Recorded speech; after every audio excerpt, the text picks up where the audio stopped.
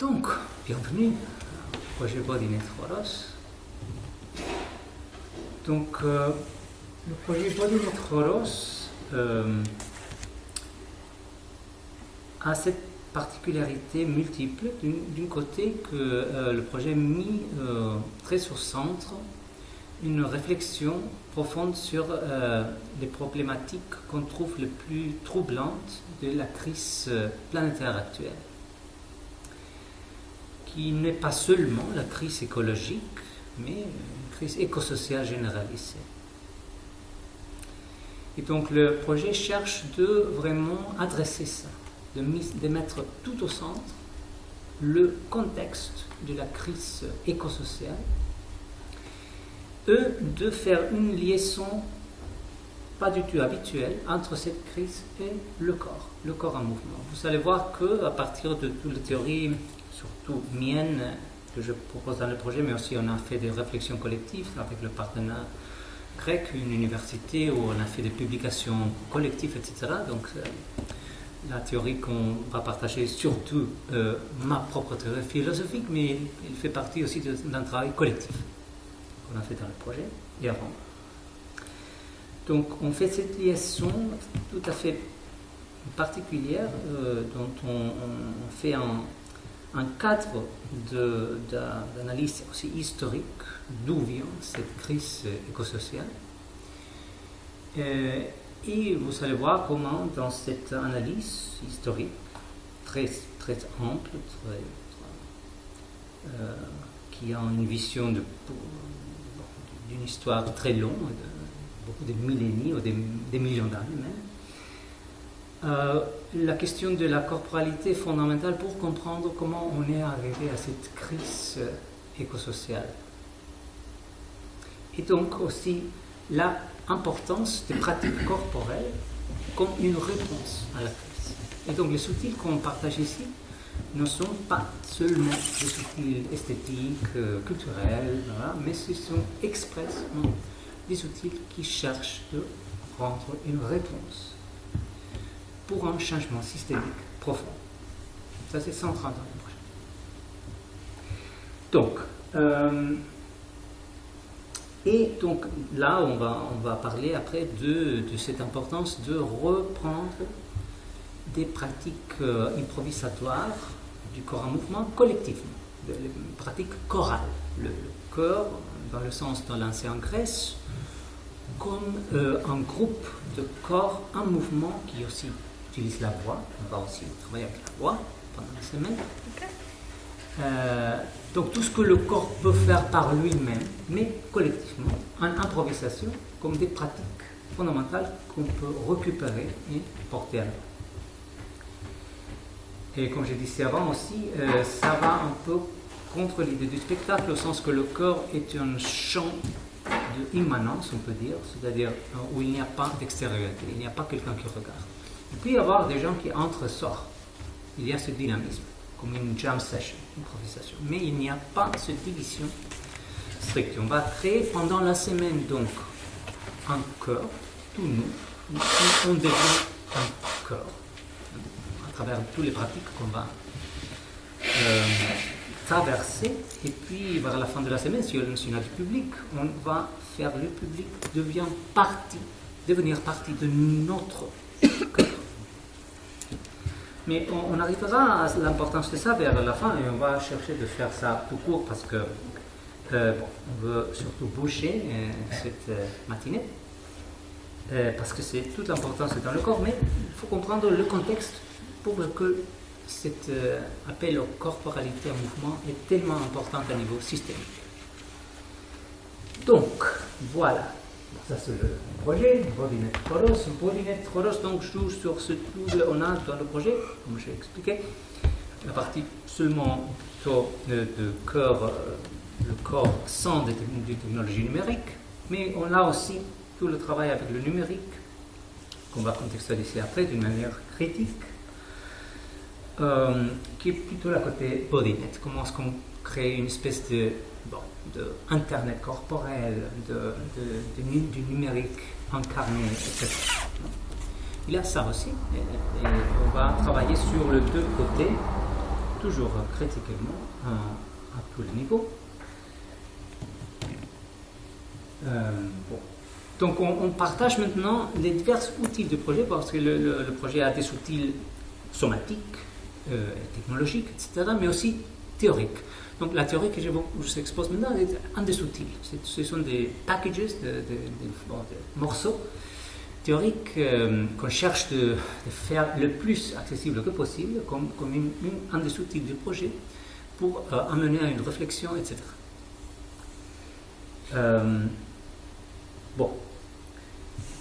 Donc, une des théories que je propose, je vous passerai après, ça vient de sortir, c'est le premier volume d'une trilogie en anglais, de moi, qui s'appelle Onto Hackers, philosophie radicale du mouvement, dans l'âge des extensions et des algorithmes.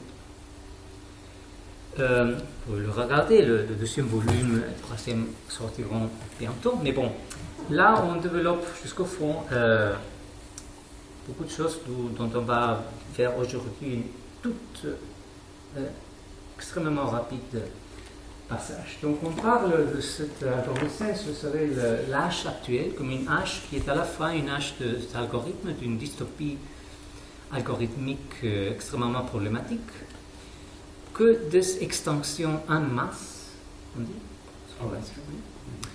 des extensions en masse de masse, que comme on va bientôt voir, pose le vrai contexte actuel duquel en général on ne parle pas. Donc on commence pour contextualiser où on est. Et ça, je pense, c'est un contexte qui affecte tout le monde dans la planète maintenant. Mais c'est quelque chose duquel on parle dans tous les rapports scientifiques des Nations Unies, les rapports sur le climat, etc. On parle de ça, mais à un niveau public, on ne parle pas du tout. Le fait que c'est que si on parce que moi je fais de la recherche sur ça, je publie des reports sur ça. Et donc si on a une lecture sérieuse de ce rapport climatique, non seulement des Nations Unies, mais de tous les rapports scientifiques sérieux, on voit très bien que la radicalité de la crise écologique, c'est une vraie crise d'extinction, comme face, qui affecte à l'humanité entière et à des millions d'autres espèces dans ce siècle. Je ne sais pas si ça était une surprise pour vous, ou si vous saviez déjà un peu quelques notions sur ça. Parce que, comme je dis, c'est quelque chose qui est assez absente du discours public. Ça, c'est... Ouais, c'est assez inconnu pour moi. C'est inconnu. Ah. Mais tu as entendu parler du changement climatique, évidemment. Non? Oui. Bon. Et, bon, le changement climatique, c'est seulement une des couches d'une crise écologique beaucoup plus profonde, qui comporte l'extinction des millions d'espèces et la dégradation généralisée des écosystèmes de la planète, écosystèmes sans lesquels la vie humaine est impossible. Les écosystèmes planétaires créent les conditions d'habitabilité de la Terre. C'est un des thèmes fondamentaux de tous les rapports sur la crise écologique. Donc ça, c'est un élément très important, le fait qu'ils ne peuvent pas du tout avoir existé une vie humaine sans la biodiversité, on dit. C'est un principe fondamental, c'est-à-dire ce qu'on appelle aussi la santé planétaire, la santé des écosystèmes terrestres, qui se base sur la biodiversité, l'extermination généralisée des espèces dont on a peut-être déjà exterminé plus d'1 million, et il y a plus d'1 million menacés d'une extinction imminente dans des dizaines d'années. Ça représente une dégradation radicale des conditions d'habitabilité terrestre pour l'humanité. Non seulement ça, ici, ça c'est un graphique qu'on trouve partout dans les rapports climatiques des Nations Unies, et j'ai ajouté même des aspects.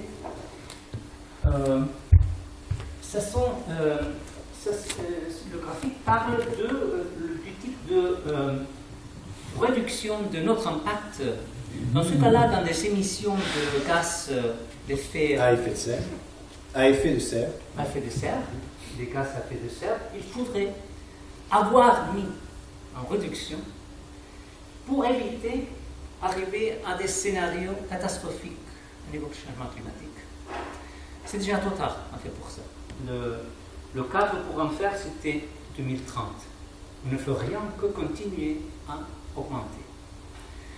Donc, pour éviter d'arriver à ce dont on arrive déjà, qui était 1,5 degré d'augmentation de température, on aurait dû, depuis d'années, faire une réduction radicale qui n'est possible qu'avec une décroissance radicale des consommations des pays riches, etc. Ça ne peut pas se faire seulement avec des énergies renouvelables. Donc on aurait dû mettre en scène une espèce d'économie de guerre telle que celle de la Covid, mais beaucoup plus forte, parce que ça c'est une émergence beaucoup plus grave que la Covid, beaucoup plus grave. Il n'y a jamais eu une menace comme ça. On aurait dû mettre une décroissance radicale de tout notre impact planétaire depuis des années. On sait déjà sur ça depuis au moins 5 décennies. On n'a rien fait que continuer parce que ça aurait voulu défaire les grandes business de la Terre. Donc, on a continué à alimenter les grandes business de la Terre, c'est-à-dire à créer tout ce qui nous porte à la vie. Donc, plus on avance, plus radicale serait la décroissance qu'il faudrait. Mais elle ne se fait pas du tout. Tout continue à aller vers des scénarios qui vont vers une croissance de température de 3 jusqu'à 8 ou 10 degrés dans ce siècle. Ce sont des scénarios d'extension probablement complète. Mais non seulement, c'est vers où on va, c'est pas seulement une augmentation radicale de température qui vont faire la vie humaine impossible, mais une instabilité climatique telle qu'il y avait avant de l'émergence de l'agriculture. Les sociétés sédentaires agricoles sont émergées il y a 10 000 ans parce que, entre autres choses, parce qu'il y a eu tout à coup une stabilité climatique dans la Terre qui n'est pas du tout normale. Avant de ça, le climat changeait tout le temps. Et on aurait pu avoir beaucoup plus de, peut-être on dit 50 000 années de stabilité, mais on a rompu ça à travers notre activité. Donc on va vers, dans ce siècle même, on le voit déjà, une grande instabilité climatique qui, beaucoup d'experts, moi inclus, pensent va faire bientôt la société sédentaire, non seulement industrielle, mais agricole, impossible. En plus de ça, on va vers un épuisement des ressources pétrolières, etc., de tout ce qui crée le changement climatique, mais qui fonde la société industrielle. Et les énergies renouvelables ne sont pas capables de substituer toute la demande folle d'énergie qu'on a déjà et qui prétendent d'être dupliquées dans des dizaines. Donc le délire de consommation énergétique ne peut pas être, il se continue à s'expandre, mais il ne peut pas être soutenu par des énergies renouvelables. La seule solution, c'est une décroissance radicale, commençant par les pays riches du Nord global, tels que la France. Évidemment, personne ne parle pas de ça, dans le monde politique. Mais même aussi dans les associations écologistes. Mais, donc, ça c'est le contexte. Le contexte auquel on ne parle jamais. et que ce projet-là veut mettre tout au centre. J'ai déjà commencé à mentionner cette histoire du début de l'agriculture. Bon, le projet propose ce cadre critique que disent qu'effectivement le problème qu'on a c'est encore plus vieux que le capitalisme. Parce qu'on a beaucoup de critiques, je ne sais pas si vous avez entendu, du capitalisme comme le grand problème de notre jour. Je dis oui, mais pas seulement. L'histoire est beaucoup plus ancienne que le capitalisme. Donc le cadre théorique et critique qu'on propose dans le projet, pour l'origine de cette tendance à une autodestruction généralisée, je l'ai mis dans l'origine des cultures sédentaires, dans le néolithique. Et ça déjà connecte avec l'idée du corps en mouvement. Sédentarisme veut dire immobilité, n'est-ce pas? Bon, voilà déjà une connexion. Donc, dans le néolithique, c'est la première fois dans l'histoire de la Terre où on a commencé à avoir un rapport avec le vivant, basé sur l'exploitation généralisée et sur ce qu'on peut appeler monoculture, c'est-à-dire on évacue la biodiversité et on plante toute la même chose. On crée, on enferme les autres animaux dans les fermes d'une manière homogène et concentrée. On crée des agrégations humaines également intensives et homogènes, normatives. C'est quoi des agrégations humaines? Des concentrations. Concentration. Des concentrations d'habitation.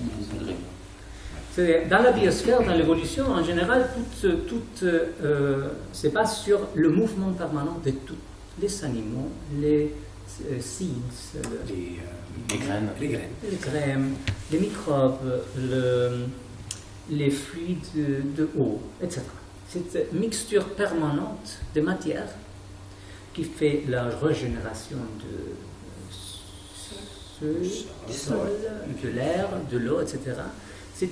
C'est passe évolutivement dans la mixture de matière permanente. L'échange. Dans l'échange. Le change permanent, oui. Ça c'est pour moi, et ça c'est un principe que je propose dans le livre de ce que j'appelle la philosophie radicale du mouvement. Le fait que le principe cosmologique le plus fondamental, c'est la fluctuation permanente, la variation permanente. Je me base pour ça dans un principe de la physique quantique qui dit que, c'est très intéressant, très révolutionnaire, que ce qui est inévitable partout dans l'univers, même avant l'univers, c'est ce qu'on appelle fluctuation quantique, c'est-à-dire des variations indéterminées d'énergie. Ça c'est partout, même dans le vide interstellaire, même avant qu'un univers commence. Et donc, pour moi, ça c'est un principe qui dit que la nature, nous, tout, nous sommes l'effet d'une évolution cosmique basée sur la variation inévitable. Ce qu'il faut, c'est embrasser cette variation inévitable, cette variation indéterminée. Ce qu'on fait depuis des milliers d'années, c'est chercher de couper ça, d'imposer un ordre stable, un contrôle, une détermination. Donc tout ce qu'on fait dans ce projet-là va vers l'idée d'embrasser l'indétermination dans le mouvement même, dans notre corps en mouvement. Et à partir de là, dans le monde, pour pouvoir s'ouvrir à la inévitable variation indéterminée du monde autour de nous, il faut récupérer d'abord la capacité corporelle qu'on a, mais qu'on a oubliée, et on a bloqué, de variation dans le mouvement. Voilà. Et ça, on le connecte avec des idées du changement systémique à beaucoup de niveaux, aussi très pratiques, dans le sens que c'est pas seulement moi qui pense que la seule manière de survivre, une minorité évidemment, parce qu'on fasse une collapse écosocial extrême sûrement, sera en récupérant le mode de vie que les humains ont eu pendant la plupart de notre histoire. Pendant le 99% de notre histoire de société nomadique de cueilleurs-chasseurs. Mais on peut oublier pour le moment la partie chasseur, parce que ça c'est devenu partie de la folie de destruction planétaire. Il faut évoluer et retourner à ce qu'on était 2 millions d'années avant, des herbivores. On est anatomiquement des herbivores. On vient de la forêt africaine, tropicale, où on était des herbivores. Et on a devenu carnivore à travers des outils exosomatiques. Et dans ma proposition philosophique, j'associe cette évolution destructrice qu'on a développée à toute cette histoire depuis même 2 millions d'années, où quand on est transitionné de la forêt tropicale à la savane. C'est là où les bipèdes, ont commencé à utiliser systématiquement des outils externes au corps. Et c'est là où la diète a changé. Donc c'est de devenir carnivore associé à une systématique utilisation d'outils externes dont le corps est devenu plus et plus immobile. Et on s'est externalisé plus et plus dans des technologies exosomatiques. Donc ici, on est en train de renverser un peu ça et de retrouver une variation interne du corps. Et donc, je propose de connecter ça, et vous pouvez essayer de penser à ça pendant la semaine. Moi, je suis en train d'apprendre l'art de cueillir des plantes, de connaître les plantes que l'agriculture a méprisées.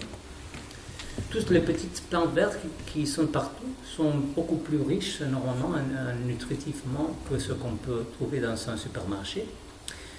La plupart sont absolument mangeables et médicinales aussi. Il faut évidemment les connaître. Et je vais vous inviter quelques jours à faire une petite cueillette et les analyser et dire bon, parce que ça apporte une transformation perceptuelle incroyable. Donc je suis en train de faire ça moi-même, de m'entraîner. J'essaie d'habiter une partie de l'année dans une caravane pour le moment, dans le futur peut-être 100 caravanes au sud de l'Espagne, pour apprendre à vivre à l'extérieur plus que possible, pour me re-animaliser, re-ensauvager. Le re-ensauvagement, c'est un des discours que l'on parle ensemble des fois avec ceux de la décroissance. On parle de ça surtout à niveau de re-ensauvager la terre. Bon, ça nous connecte avec tout le discours de la nourriture. Donc je vais faire une petite parenthèse pour expliquer tout le rôle et pourquoi on a une politique dans le projet de nourriture végane. Donc on a parlé avant de cette histoire de l'énergie et de combustible qui crée de gaz à effet de serre. Mais en fait, la chose la plus destructrice qui existe, c'est en fait toute l'industrie de la nourriture humaine et surtout celle d'origine animale. Ça, c'est pour des aspects bien connus à tous qui font la recherche, mais inconnus pour le public général, parce que ça se silence d'une manière radicale, même par des organisations écologistes. Pour donner juste une ou deux données qui vous donnent une idée d'un thème énorme qui nous prendrait beaucoup de temps d'en parler après. Par exemple, le fait qu'on utilise le 80% de l'agriculture mondiale, c'est-à-dire 1/3 de la surface habitable de la Terre, pour alimenter les animaux non humains, des fermes, de ce que j'appelle l'holocauste planétaire, des champs de concentration d'animaux. Pour les alimenter, on utilise le 80% de l'agriculture mondiale. C'est 4 milliards de hectares. Un hectare, c'est un champ de football.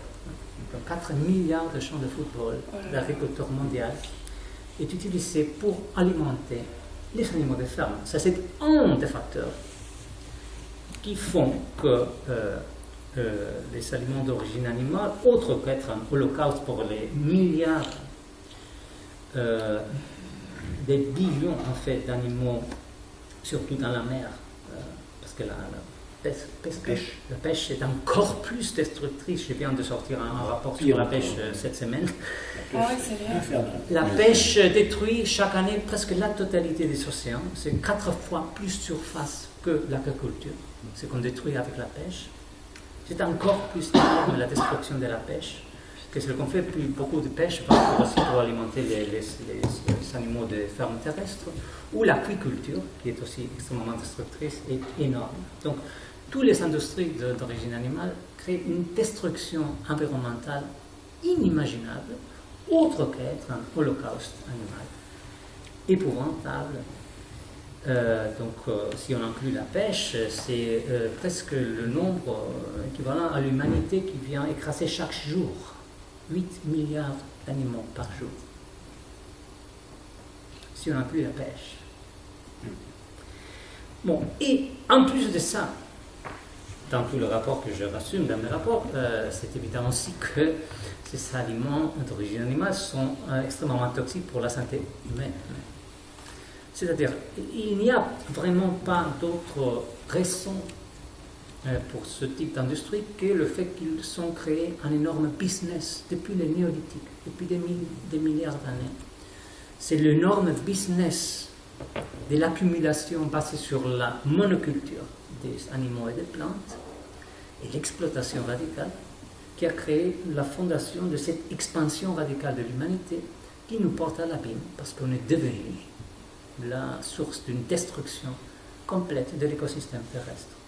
Donc l'alimentation basée sur les animaux comme une vraie source historique et pressante, soit de la destruction planétaire, de l'exploitation radicale de la vie, et aussi des problèmes non seulement de santé humaine, parce qu'il y a vraiment 2 millions de morts par an sont attribués à la viande et les lactes. Et les produits laitiers. Plus que la Covid. Covid. Sur les humains? Oui. Ah bon?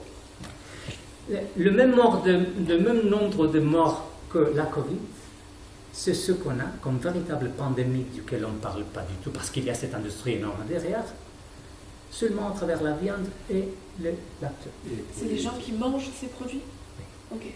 Ils meurent à cause de la mauvaise alimentation. Oui, parce que, par exemple, c'est la primordiale source du diabète, obésité, cancer. Problème de cœur. Oui. Qu'est-ce qui se passe? Que les industries financent beaucoup de... Par exemple, il y a un documentaire très bon, il s'appelle What the Health, où on montre comment dans ce cas, dans les États-Unis, les grandes organisations sur le cœur, les cancers et le diabète sont financées par l'industrie de la viande. Oh là là. Qui fait que ces organisations recommandent aux gens de manger viande, quand c'est la première source. Ce qui fait ce que puis la pharmaceutique va donner au lieu de leur dire non, ne mange pas la viande, ne mange pas les lactes, etc. Et ça finit avec ton problème. Non, on dit tu manges viande, mais on te donne en plus pour toute ta vie des produits chimiques. Donc c'est business sur business sur business, ça c'est le fondement de la logique dystopique et radicale qu'on a. Bon, donc, et non seulement, je pense aussi, dans mon analyse historique, que oui, non, la batterie est finie probablement, mais je pense qu'il ne faut pas... On relance ou pas? Non, il faudrait prendre l'autre batterie, mais je pense que, bon, je aussi connecte, non seulement moi, c'est une évidence anthropologique aussi, les anthropologues qui ont analysé les peu de sociétés nomadiques qui existent encore dans le monde, de cueilleurs, chasseurs, en Afrique, en Australie, en Amazonie, etc., depuis les années 60 du siècle dernier, sont d'accord plutôt dans le fait que ces sociétés ont une qualité de vie beaucoup meilleure que ce qui est venu depuis l'agriculture. C'est-à-dire les misères humaines sont effets de l'agriculture et l'accumulation et l'exploitation et les hiérarchies qui sont émergées avec les sociétés sédentaires. La narrative que j'appelle suprémaciste humaine nous dit le contraire, nous dit non, mais l'exploitation de la vie, le sédentarisme et tout ça a surmonté le mystère de l'évolution. C'est pas du tout vrai. Les inégalités humaines sont émergées aussi avec ces sociétés basées sur l'exploitation généralisée de la vie. Un cas est très évident quand on comprend un peu l'ensemble des aspects, c'est toute la question des inégalités de genre et aussi toute la question de l'émergence des oppressifs systèmes hétéronormatifs. Donc, en général, quand on a une vision historique, anthropologique, l'idée c'est que les villes, les cités, les États sont émergés à partir de l'exploitation des plantes et des animaux. C'est pas qu'on a créé des villes par une nécessité évolutive fondamentale et que puis on a dû faire des cultifs, des fermes, etc. Non, on a commencé à domestiquer, exploiter des animaux, des autres animaux, parce que nous sommes des animaux, et des plantes. Et autour de ça sont émergées les agglomérations sédentaires. Ça a créé la propriété. La propriété. Comme disait Rousseau il y a plus de 2 siècles. Et cette propriété était la source de toutes les inégalités systématiques des humains. Cette propriété a créé la nécessité d'assurer une descendance pour la propriété, une division du travail, de la défense de la propriété et de la croissance, de la crianza. Des enfants, enfin, des enfants, progéniture. Et on a des documentaires très intéressants.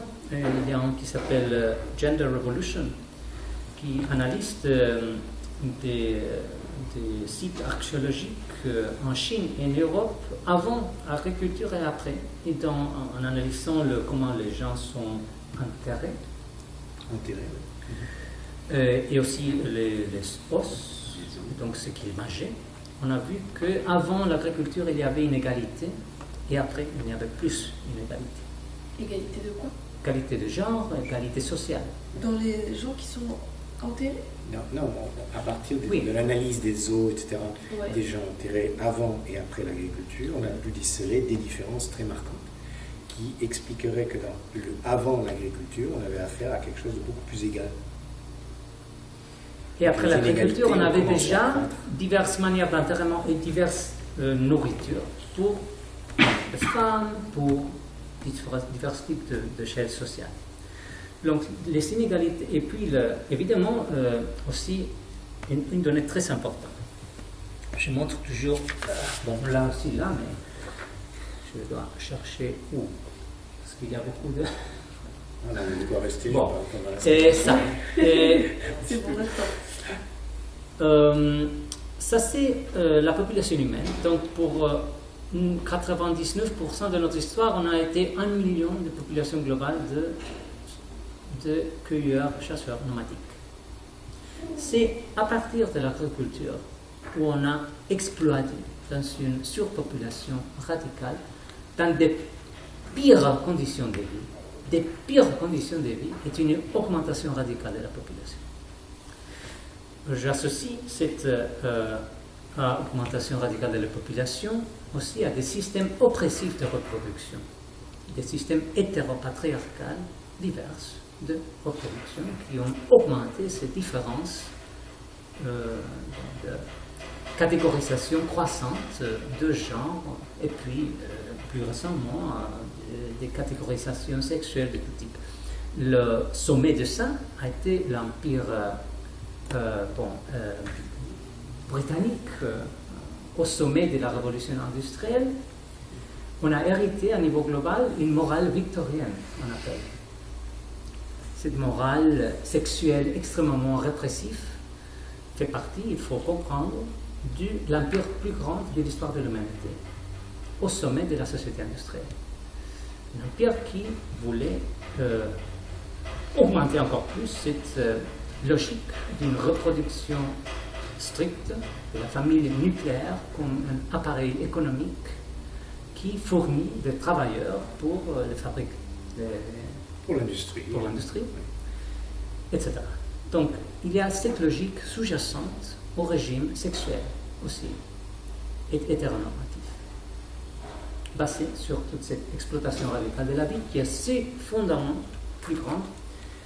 Il y a 10 000 années, mais comme je disais, avec toute une histoire encore plus longue, de 2 millions d'années peut-être, de ce devenir carnivore à travers des outils pour tuer. Parce que, anatomiquement, nous sommes des herbivores. Donc, ma proposition va vers vraiment, et puisque je ne pense pas qu'on va pouvoir éviter un collapse écosocial à cause de la radicalité de la crise de laquelle j'ai parlé avant, et ce n'est pas seulement moi qui pense ça, ma proposition n'est même plus comment on peut éviter le collapse. Parce que tout va globalement dans la direction de l'abîme. Parce qu'on cherche de profiter, ceux qui profitent des business, de continuer à augmenter les business, même si c'est le collapse généralisé. Donc, ma proposition, c'est comment est-ce qu'on s'adapte, quelques-uns de nous, en partageant des connaissances et des techniques pendant le collapse qui vient. Ça, c'est la proposition. Et ma proposition va vraiment dans l'idée de dire, la seule manière réaliste, parce que l'utopie, à mon avis, c'est penser que ce qu'on a va continuer. Parce qu'on me dit souvent, mais ce que tu dis, c'est une utopie. Non, l'utopie vraie, c'est de penser que la société industrielle et même agricole est basée sur l'exploitation n'a aucun futur dans ce siècle. C'est la seule manière réaliste que j'ai trouvée dans ma recherche de survivre, même mutant, dans une mutation de notre forme de vie. C'est une manière, dans le sens d'une part d'une récupération d'une vie nomadique en tant que cueilleur, mais seulement cueilleur, vegan. Il faut évoluer, retrouver notre... Et donc en récupérant une richesse, et ça c'est la partie joyeuse qu'on partage dans le projet, une richesse de l'expérience incarnée, qu'on a perdue dans cette société de l'atrophie corporelle, du sédentarisme. Et avant de finir, on va finir bientôt, juste quelques petites idées du profondeur que le mouvement a comme une force transformatrice de tout. Ça, c'est une des choses que j'élabore beaucoup dans ce livre-là. Voyons voir si je trouve.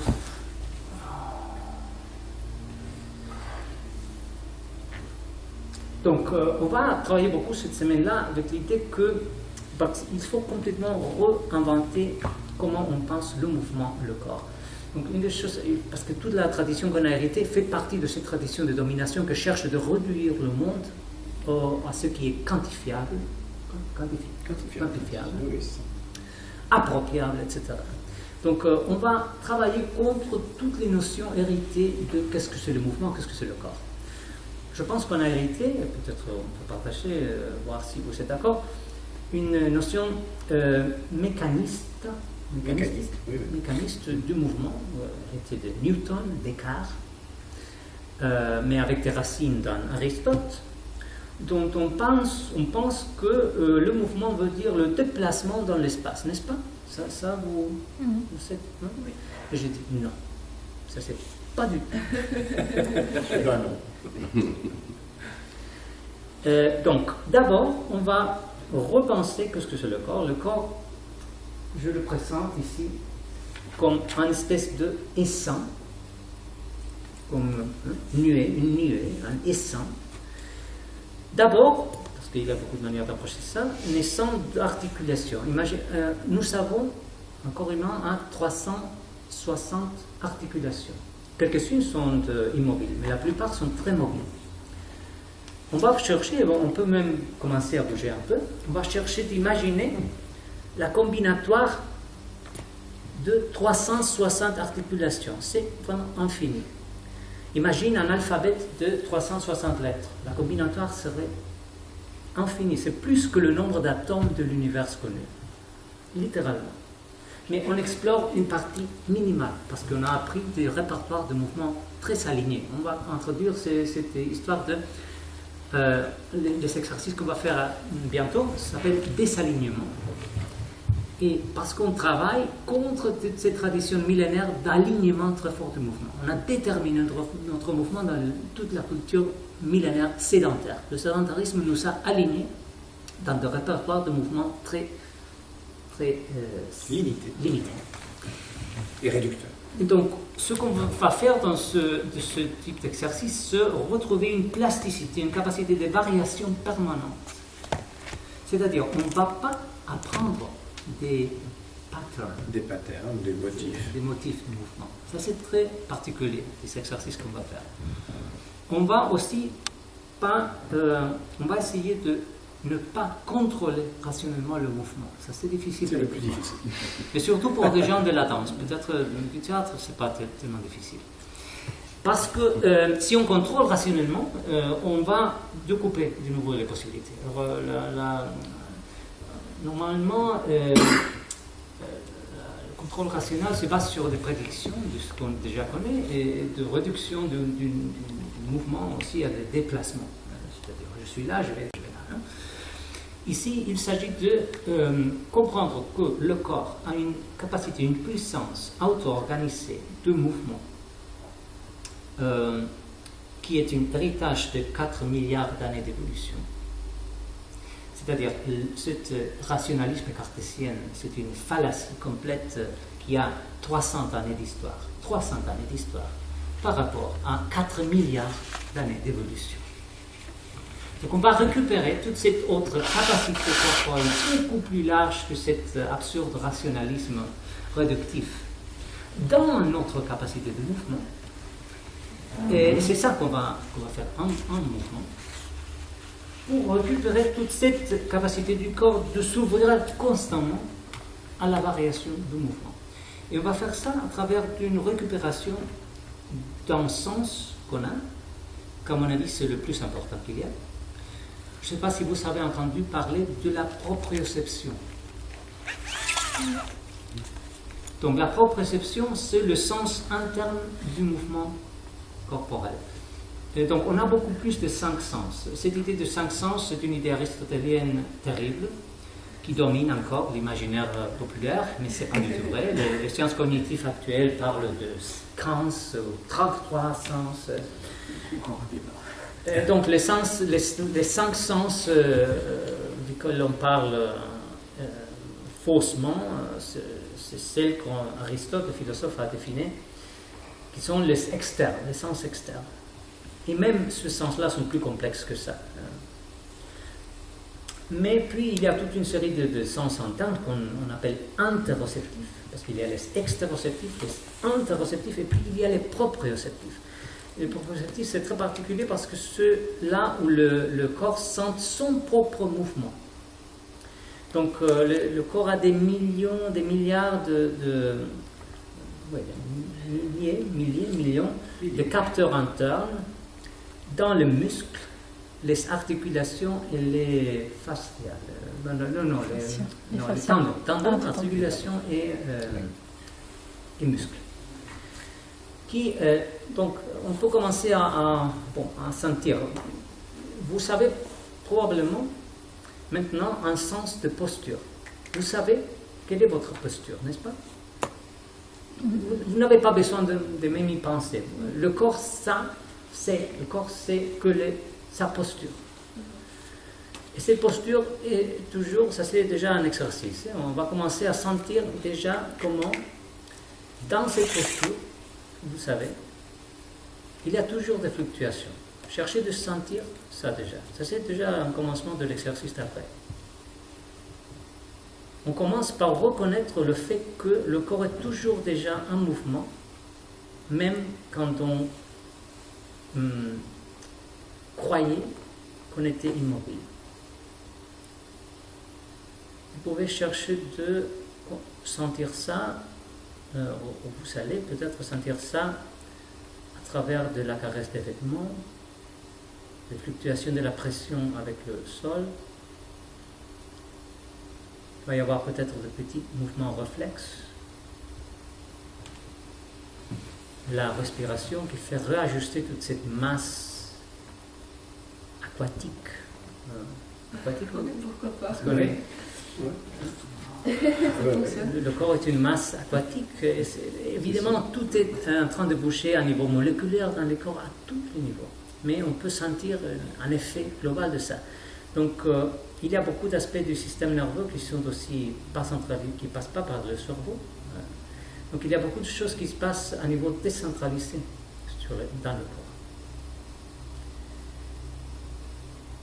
Essayez de sentir ça. Après, dans l'exercice, ce qu'on va faire, c'est laisser éclater ça dans une variation auto-organisée qui va vers l'infini. Au lieu de forcer une posture, on va explorer où est-ce que ça porte le corps. Parce que si tu ne forces pas une posture, tu vas bientôt sentir que cette petite fluctuation que tu avais quelque part va déformer la posture. Vous pouvez déjà commencer à expérimenter ça. Et puis, il y a une autre. Puis, on va ajouter des torsions sur des torsions, mais on laisse le corps expérimenter ça avec le moindre contrôle que possible. Oui. Et c'est-à-dire l'état du corps et la fluctuation. Le corps n'est jamais stable. C'est un principe cosmologique qui, nous, Jamais stable. on incarne tout le temps. Mais on a essayé d'imposer une fausse immobilité, une fausse stabilité du corps dans cette société sédentaire.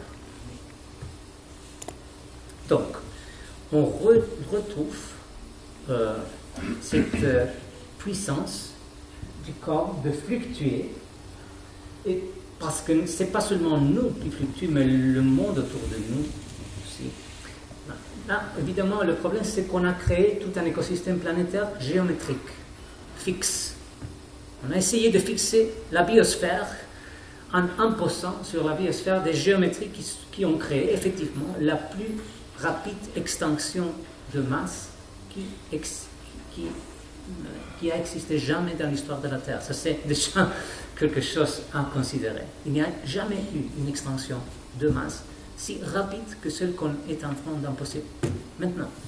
À cause de cette imposition de monoculture et d'immobilité, soit dans le plant que des animaux de ferme, que nous-mêmes, et les matières qu'on extrait, on crée les villes où toute cette mixture de matière de la biosphère se bloque complètement. Donc c'est pas, quand on comprend la logique du vivant et on comprend la dimension de comment tout ce qu'on fait depuis 10 000 ans, presque tout, va complètement contre cette logique du vivant, de mouvement permanent, c'est pas si choquant. On peut comprendre qu'on a créé l'extension des masses plus rapide de l'histoire de la Terre. On va contre la logique du vivant. La logique du vivant, c'est le mouvement et la variation permanente. Et c'est ce qu'on va essayer de récupérer ici. Donc, pour ça, évidemment, c'est assez difficile dans des contextes qu'on a créés qui sont très fixes, des architectures fixes. C'est pour ça qu'on va aussi sortir, etc. Et il s'agira toujours de récupérer, ça c'est très important, un sens de symbiose. La symbiose, vous comprenez ce que ça veut dire? La symbiose, c'est quand on devient ensemble avec quelque chose d'autre. Par exemple, si on sort là, on va voir comment les plantes croissent ensemble. Et souvent, c'est une relation symbiotique. À niveau évolutif, c'est encore plus profond. Il y a la théorie de la symbiogénèse qui veut dire que ce qu'on est comme organisme multicellulaire, c'est un processus de symbiogénèse, c'est-à-dire des mixtures de micro-organismes qui ont créé, en se mélangeant, tous les grands organismes. Nous sommes l'effet d'une symbiose ultra profonde pendant 4 milliards d'années, des micro-organismes qui se sont entremélangés. Et ça, c'est vraiment partie de la logique profonde de ce qu'on est en tant que corps. C'est pour ça qu'on est en train, ici, dans les exercices, de faire sortir cette puissance de 4 milliards d'années d'évolution qu'il y a dans notre tissu, et cette puissance décentralisée du corps, de bouger d'une manière toujours nouvelle. Mais donc, cette idée d'être ouvert à toujours des nouvelles combinatoires dans notre mouvement et notre sensibilité, ce n'est pas seulement le mouvement, mais comment on intègre tous les sens dans notre mouvement, fait partie de cette récupération de la capacité symbiotique, c'est-à-dire au lieu d'imposer au monde notre atrophie, comme on fait depuis 10 000 ans, on retrouve la capacité de bouger avec un monde, un mouvement permanent. Pour ça, il faut être ouvert à une recomposition permanente. Ça, on va expérimenter d'abord à l'intérieur du corps, puis entre nous, comme dynamique collective, dans l'espace, avec les choses de l'espace, et puis aussi dehors. On va essayer un peu de tout. Comment est-ce qu'on retrouve cette capacité de se recomposer tout le temps avec le monde. Et je vous porte aussi à imaginer comment ça peut vraiment devenir un changement systémique plus profond dans cette idée qu'on fait face à un collapse écosocial, que peut-être, je vous invite à penser que peut-être vraiment, dans le futur, la seule réaliste manière de survivre, mais en mutation, avec un changement profond, c'est comme le cueilleur nomadique, et donc vraiment retrouver la symbiose que les autres animaux n'ont pas perdu, donc il faut aussi apprendre comment est-ce qu'ils font, non? Les autres animaux qui ne détruisent pas leur environnement, mais qui habitent en symbiose. Et donc, pour finir, quelques mots en plus sur la proprioception. Donc, l'importance de la proprioception est dans le fait que, proprioceptivement, je sente le monde dans le même acte de me sentir à moi-même. Je sens la texture et la consistance de cet objet-là. Normalement, j'ai toujours une bouteille pour le montrer. Mais si tu achètes le pain, tu le touches. C'est dur, c'est pas dur. Tu sens la consistance du pain, ou de la bouteille, ou de n'importe quoi, ou de quelqu'un que tu embrasses, à travers les changements de consistance de tes propres muscles. Là, on travaille strictement contre toute une tradition qu'on critique fortement dans les projets, que on a hérité une manière très immobile de percevoir de la Renaissance. C'est ce qu'on a dans toutes les interfaces qu'on utilise. Le point fixe de vision. Ça, c'est une gravure de Alfred Dürer d'une machine perspectivique de la Renaissance. Donc, dans la Renaissance, c'était en effet Leon Battista Alberti, un humaniste en Florence, en 1466, a dessiné dans son traité de la peinture cette idée, qui n'existait pas avant, d'un point fixe de vision par rapport à un encadrement. Peut-être c'est l'invention la plus puissante de la Renaissance, la plus horrible aussi. Pourquoi ? Parce que ça a imposé une immobilité radicale dans nous. Ça nous a fait devenir des points fixes de vision. Strictement, on appelle ça un point fixe de vision. On a couvert la planète de milliards de points fixes de vision, tels qu'on a aujourd'hui avec notre téléphone. Le téléphone, c'est un héritage de ça, mais le téléphone est en plus connecté, cette grille-là existe dans le téléphone, mais connecté à travers des capteurs à des réseaux computationnels planétaires qui nous guide dans notre interaction. Mais ça passe par le fait qu'on est devenu encore immobile, aligné, alignement, désalignement, aligné avec le cadre, un écran, une caméra, etc. Donc on a créé un écosystème planétaire des milliards ou des billions de points fixes de vision qui nous séparent. En philosophie, on dirait, nous sépare ontologiquement, qui crée vraiment une réalité de séparation, qui nous font croire qu'on est séparés catégoriquement du monde. Mais ça passe par cette immobilité et cette manière d'assumer un point fixe de vision par rapport à quelque chose qu'on encadre. Alors on est séparés. Dans les exercices qu'on va faire ici, c'est le contraire. On va récupérer ce sens proprioceptif qui est entremêlé avec le monde. On va sentir le monde surtout à travers notre fluctuation musculaire. Même si on est à distance, mais on va avoir la proprioception comme centre. Même si on a les yeux ouverts, la vision devient une partie de notre proprioception. Donc on va travailler contre la hiérarchie sensorielle de la vision qu'on a hérité et contre cette immobilité. Mais pour comprendre, c'est un travail là, à un niveau très profond, contre cette tradition qui est la base aussi de la société algorithmique de contrôle d'aujourd'hui. Donc, même si on va utiliser des technologies numériques, moi, et même si j'ai travaillé en tant qu'artiste numérique pendant plus de 20 ans, mais comme théorique de la société numérique, j'ai aussi une vision très critique. Ce que j'appelais avant l'algorithme, l'âge d'algorithme, pour moi, a des milliards d'années. La manière algorithmique d'organiser le monde et la société, ça commence déjà dans le néolithique, avec l'agriculture, avec les villes en grille, etc. Ça, c'est déjà une manière d'organiser le monde d'une manière géométrique, contrôlable, etc. Même au niveau du mouvement, des mouvements répétables. Oui, Reproduisable. Donc, bon.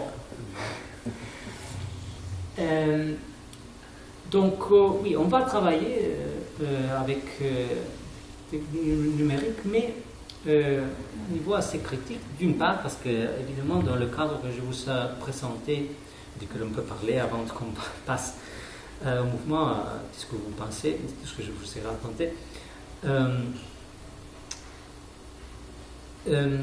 Évidemment, je ne pense pas qu'il y a beaucoup de futur dans le numérique, parce que je ne pense pas qu'il y a beaucoup de futur dans la société agricole, industrielle non plus, donc le numérique non plus, mais c'est extrêmement insoutenable à niveau environnemental, les matières rares qu'on utilise pour le téléphone, la fabrication des microchips, tout ça, je ne pense pas qu'il y a vraiment un futur pour ça, à un niveau le plus basique de la possibilité de soutenir cette industrie, mais aussi je pense que c'est une industrie qui fait entièrement partie de cette histoire millénaire d'essayer de contrôler le monde. Et ce que je vous propose ici, c'est embrasser l'idée qu'on a besoin du contraire, d'embrasser l'indétermination. L'indétermination primordiale du monde, c'est aussi la source de la créativité du monde. Et donc cette tendance à déterminer le monde, duquel le numérique est l'expression plus achevée et aussi le grand échec de notre évolution, n'a pas, à mon avis, futur, mais aussi n'est pas décidérable du tout. En fait, la société numérique actuelle va plus en plus vers une dystopie fasciste de contrôle. Je ne sais pas combien vous êtes... vous avez pensé à ça ou vous avez entendu des choses autour de ça, mais ce n'est pas le futur de l'avenir. Déjà, on a, c'est-à-dire le type de complexité algorithmique qu'il y a derrière chaque application d'un téléphone et la manière dont ces applications enregistrent les actions de tout le monde, la manière dont on crée des profils secrets à partir de ces actions-là pour faire du business, etc. Ça, c'est la vraie logique de l'Internet actuel, et puis avec l'intelligence artificielle, qui est basée toujours sur des simulations. Je ne sais pas combien vous utilisez des techniques comme le ChatGPT, par exemple. Très éloigné. Hein? J'en reste volontairement très éloigné. Moi aussi, je ne sais pas le reste, mais bon, là on peut en parler pendant une semaine si vous voulez, parce que, bon, ici dans le projet on fait même si on utilise d'une manière plutôt critique les technologies pendant qu'elles existent, en essayant de introduire une corporalité plus indéterminée dans l'interaction technologique même. Mais je suis moi-même plus et plus sceptique que les technologies numériques ont un futur, qu'on peut vraiment intervenir à un niveau profond, à leur faire soutenable, soit à niveau social qu'écologique.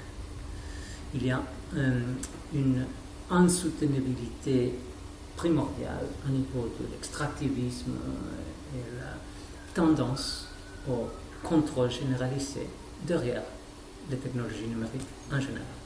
C'est une critique que je développe surtout dans le deuxième volume qui va venir bientôt du livre. On peut en parler. Mais bon, avant qu'on va bouger, qu'est-ce que vous pensez un peu de tout ça. Il ne faut pas, on peut demain continuer avec une petite débat avant de continuer. Si vous, ce soir, vous pouvez faire votre pensée sur tous. L'histoire, il y a une espèce de méthodologie un peu polémique qu'on utilise quelquefois dans le projet, et je vous la lâche peut-être pour la semaine, qu'on appelle thérapie ontologique, mais on est en train de la repenser.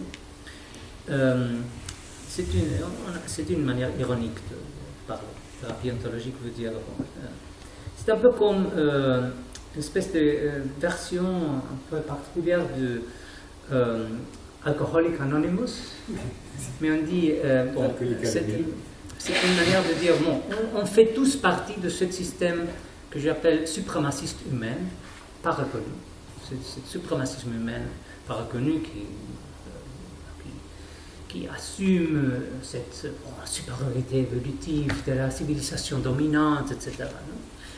Et donc, on dit, bon, je me présente, je m'appelle Jaime, je suis suprémaciste humain, mais je suis en train de me questionner mon suprémacisme, et je vais vous partager ma participation dans ce suprémacisme et où je suis dans ma transformation. Donc je vais vous proposer de faire un peu ce jeu-là, si vous voulez, demain, ou un autre jour. Pour ça, je vais il ne faut pas travailler strictement, mais vous pouvez donner un coup d'œil à le questionnaire qu'on échange souvent, et sur lequel on peut jouer librement ces jours-là, en nous faisant des questions collectivement. Ça c'est pour ce soir, avant que vous allez dormir, ou demain matin, comme vous préférez. Passer ça. Et on peut improviser ce jour-là. C'est un questionnaire sur lequel Jean-Marc le connaît déjà. Tu l'as déjà, Je dors avec. Je dors avec, d'accord. Et il faut le comprendre comme une espèce de chose performative, ironique. Je l'appelle test du suprémacisme humain. C'est en anglais, désolé, mais il faut faire la version française. Bon. Et bon. Des questions provocatives, mais sur lesquelles on peut improviser librement. Mais dans ce cadre, je vous propose que vous réfléchissiez un peu à ce qu'on a parlé, et demain, on peut faire une ronde, comme je disais, je suis Jaime, je me reconnais suprémaciste humaine, mais mon état, mon histoire, ma participation jusqu'au bout était ça, dans le système suprémaciste humain, mon état actuel dans le désalignement, c'est ça et ça, et j'envisage dans le futur que peut-être je peux considérer me désaligner plus en plus de ce parti-là ou de ces parties-là du système humain de domination.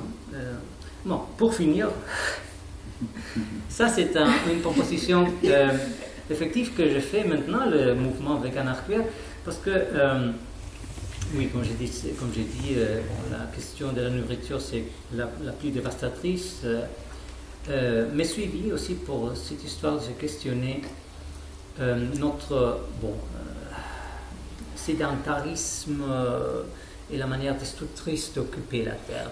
Donc vraiment se questionner toute la vie sédentaire, urbaine, etc. Et puis évidemment, parce que je participe au mouvement queer, GTV depuis aussi beaucoup de temps, c'est à travers là où je propose une approche radicalement anarcho-démocratique, antiraciste, transféministe à la question de l'antinatalisme, et comment on se questionne notre multiplication planétaire. Parce que c'est un thème très tabou. On ne peut jamais parler presque de cette histoire de parce qu'on peut se questionner cette multiplication, cette reproduction obligatoire, dans un moment où la surpopulation humaine est un des problèmes. Donc, dans mon analyse plus activiste, rechercheuse sur multiples choses, comme personne non binaire et non humaine,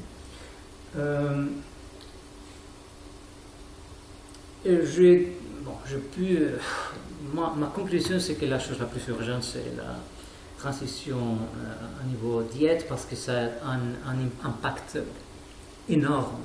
Et ça, serait une transition plus vite à faire. Régimentation. la transition, ça, bon, dans le rapport des États-Unis, des Nations Unies que je réunis dans mes propres recherches sur le thème de la crise planétaire, il y a très souvent cette question que la mesure la plus impactante pour répondre à cette crise extrêmement urgente serait un changement global vers des diètes basées sur les plantes, surtout dans les pays riches qui consomment beaucoup plus de produits animaux. Mais évidemment, on ne parle pas du tout de ça. Les gouvernements ont tous les rapports sur les tables, mais personne ne veut pas toucher cette chose taboue de la diète des gens. Et puis il y a les lobbies aussi, les lobbies des industries très forts. Des lobbies aussi qui génèrent toutes sortes de désinformation et des faux discours. Par exemple, que les produits végans sont processés, excusez-moi, le fromage est beaucoup plus processé que le produit végan, beaucoup plus toxique, beaucoup plus de ça, etc. Il y a beaucoup je suis tout le temps dans mon activisme que je fais aussi. Je passe la journée à lutter contre toute une série de désinformation. De désinformation. Que les lobbies des industries alimentaires, de l'élevage, etc., distribuent partout, et que même, ce que je trouve le plus troublant, c'est que même dans les mouvements écologistes, on ne parle pas de ça. On le sait, mais on ne parle pas de ça. Et donc, c'est dans le rapport, c'est dans la littérature scientifique, mais il y a un silence généralisé. Donc c'est pour ça que la partie nourriture, ma conclusion c'est que c'est la plus urgente, ça serait la plus facile techniquement, mais apparemment c'est impossible par des raisons culturelles et des intérêts économiques.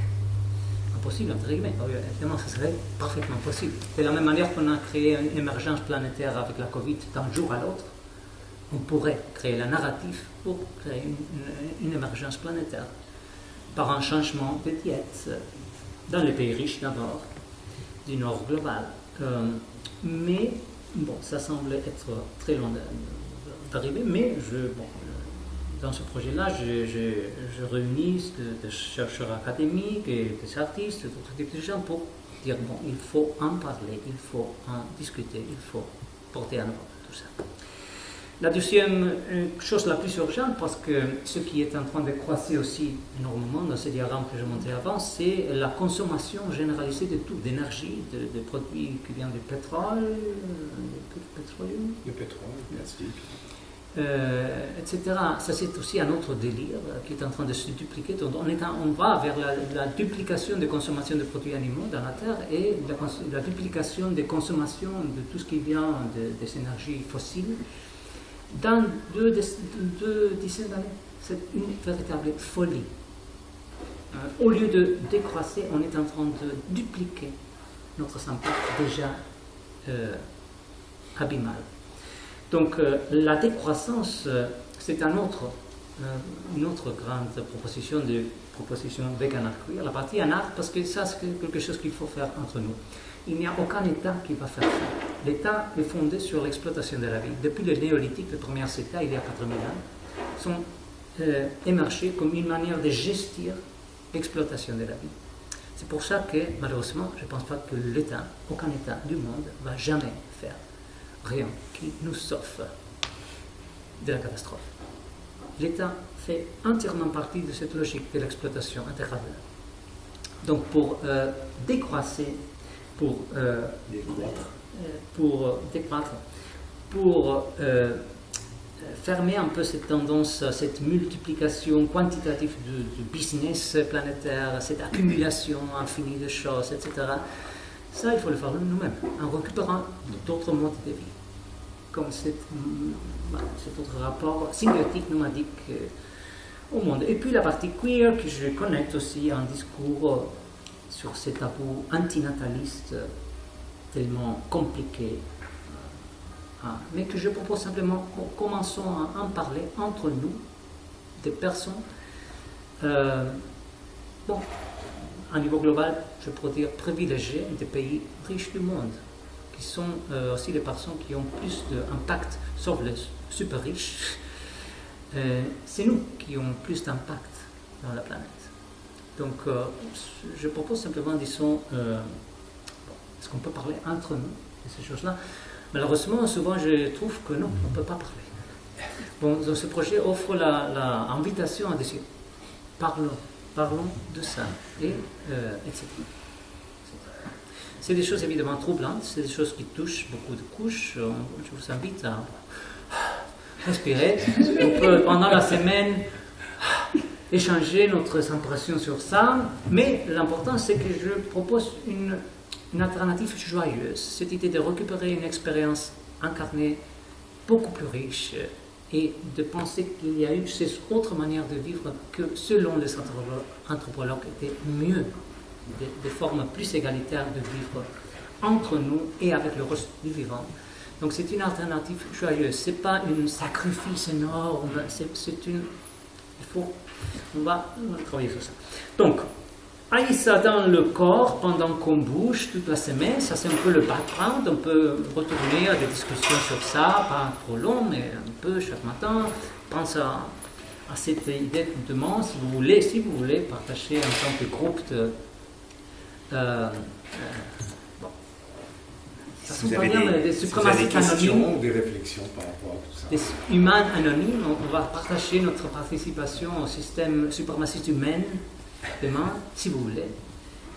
Bon, c'est une invitation à la réflexion, mais en connexion avec cette redécouverte de cette puissance que le corps a, d'une variation infinie, de cette essence nuée qu'on est. Et c'est ce qu'on va commencer bientôt, tout de suite, à découvrir. Et je rajouterais, pour compléter cette dimension de l'inclusion critique du numérique, c'est qu'en l'occurrence, les outils qu'on utilise et qu'on propose sont peut-être une manière de, pour l'instant encore, tant que la planète ne s'est pas effondrée, une manière un petit peu comme d'amplifier ces dimensions de la proprioception, par exemple. Donc pour l'instant, c'est aussi des outils qui peuvent nous permettre justement de sentir et donc de bouger de ces autres manières, mais avec des outils qui nous permettent de le ressentir, avant de les abandonner. Avant de dire, allez. Parce que tu vas sentir aussi que chaque petit mouvement est très connecté à une transformation radicale de l'environnement que tu crées. Donc c'est une des manières de retrouver ce sens de symbiose profonde. Et puis tu peux porter ça à des dimensions où tu n'as plus besoin de cette technologie particulière. C'est un passage. Si tu veux récupérer la symbiose, c'est une idée